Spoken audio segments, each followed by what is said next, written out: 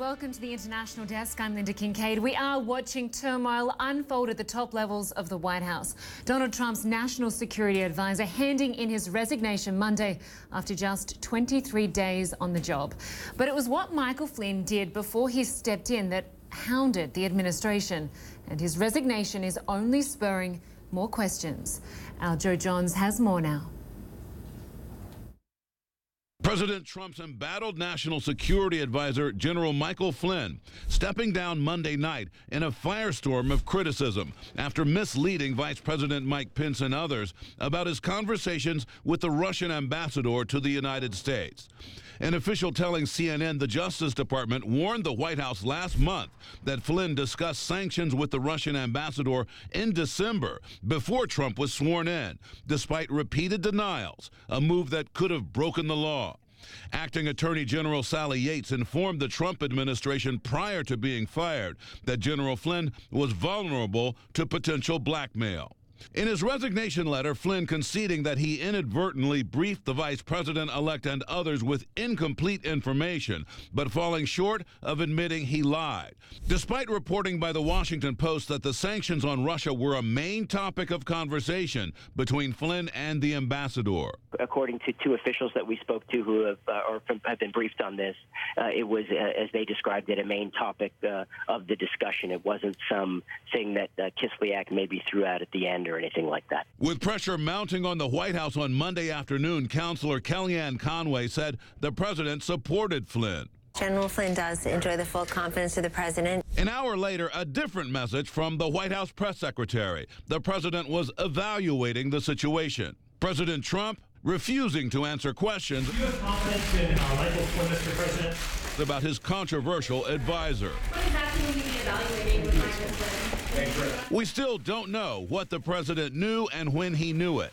In a statement, Democrat Adam Schiff accusing the administration of not being forthcoming about who was aware of Flynn's conversations with the ambassador and whether he was acting on the instructions of the president or any other officials or with their knowledge. Democrats now calling for an immediate classified briefing into the situation, writing, "We in Congress need to know who authorized his actions, permitted them, and continued to let him have access to our most sensitive national security information despite knowing these risks." Well, our Joe Johns joins us now with more from outside the White House, or in the White House, rather, it looks. Joe, good to have you with us. We know that House Speaker Paul Ryan spoke to the media just a short time ago about Flynn's resignation. Let's just take a listen to what he had to say. As soon as this person lost the president's trust, the president asked for his resignation, and that was the right thing to do. Should Congress look into that? I won't prejudge. I'm not going to prejudge any of the circumstances surrounding this until we have all of the information. So as you heard there, that Flynn was asked for his resignation. So was he fired or did he resign? Pretty good question, quite frankly. And I can tell you, Lynda, that the story we've gotten from the White House is that he resigned of his own accord, that according to the White House, he determined that staying on, given all that had transpired and had been disclosed, it was simply unsustainable. The White House says he was the one who decided to go, and the president didn't push him. And in fact, the White House was sending some signals last evening that he still had the full support of the president. So perhaps the Speaker of the House has some information that hasn't been disclosed to us, or perhaps the Speaker of the House is mistaken, but we're not sure which one right now. Well, we certainly know that this is just less than a month into the Trump administration. They've had their first casualty. It raises more questions than it does answers. Just take us through some of the big outstanding issues here.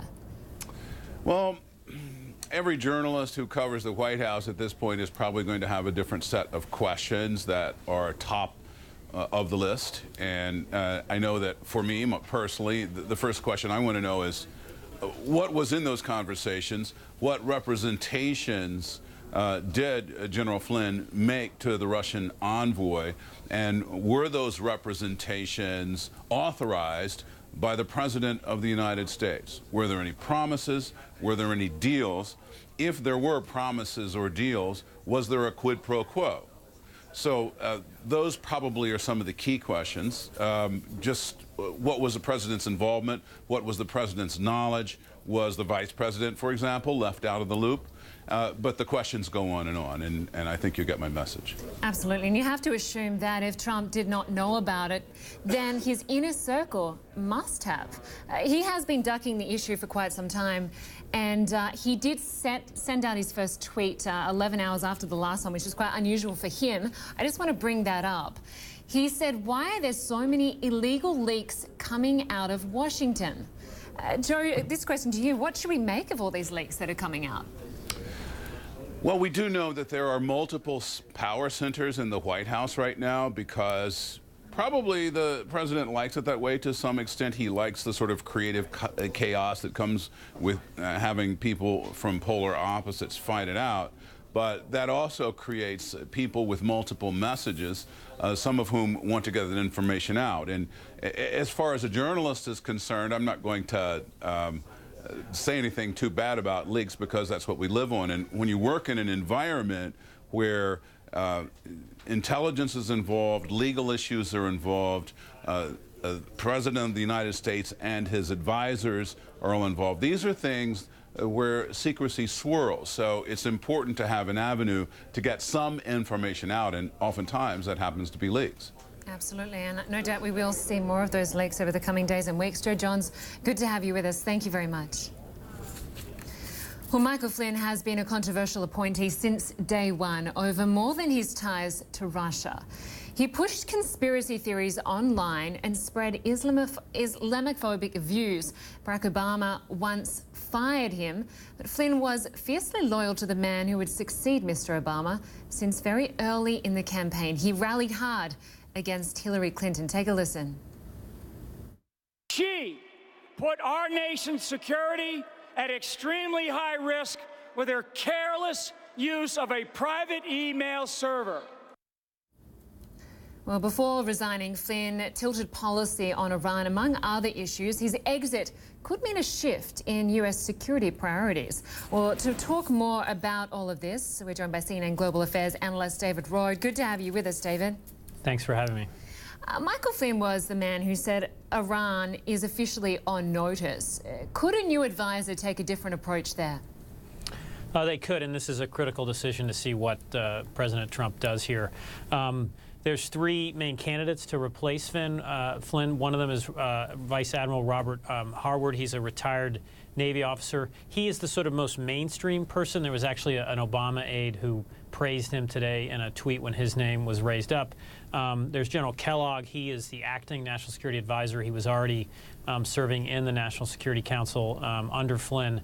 He could get the job permanently. And then there's David Petraeus, who's well known worldwide for his work in Iraq, but also for having to resign after General Petraeus gave classified information to a woman he was having an affair with. So those are the three candidates. Each one could influence the president in different ways in terms of foreign policy. Looking at Trump's inner circle as it stands, if there were concerns about ties to Russia with Flynn, they're not all gone with his departure. Secretary of State Rex Tillerson also has some pretty close ties, doesn't he? Yes, and Joe Johns talked about the sort of pressing questions right now for journalists. Were there contacts between General Flynn and Russia during the campaign? Were things, conversations happening, when this Russian hacking was going on that U.S. intelligence agencies have concluded, at least was to undermine the credibility of the vote, but at most was to hurt Hillary Clinton and help Trump.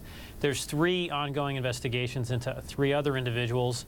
Roger Stone, a political consultant, Carter Page, who was at one point an advisor on Russia to the Trump campaign, and Paul Manafort, who was the campaign manager for Trump but resigned early. There is no proof, and I want to repeat this, that Flynn or any of the three men I just named did collude with the Russians on the election hacking, but this series of events, Flynn's resignation, it raises those questions again. Flynn is, of course, now the shortest-serving national security advisor in U.S. history. So how much uncertainty is there among the national security community? I had people speak to me that said it was a very chaotic situation before Flynn resigned. His standing in the White House was dropping already because of the way he had conducted himself in other areas, I was told by sources, and Steve Bannon's influence was very high. As people have reported, Bannon has talked about he thinks there's inevitably going to be some sort of confrontation between Iran in the U.S. and China in the U.S. So things weren't going well before this scandal.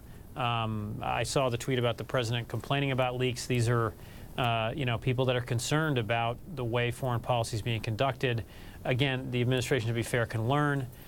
They can choose, another national security advisor might help stabilize the situation, but things are not going well so far in terms of national security and this specific role, the advisor's role. Okay, David Rohde, we'll have to leave it there, but no doubt we will talk to you again very soon. Thanks so much. Thank you.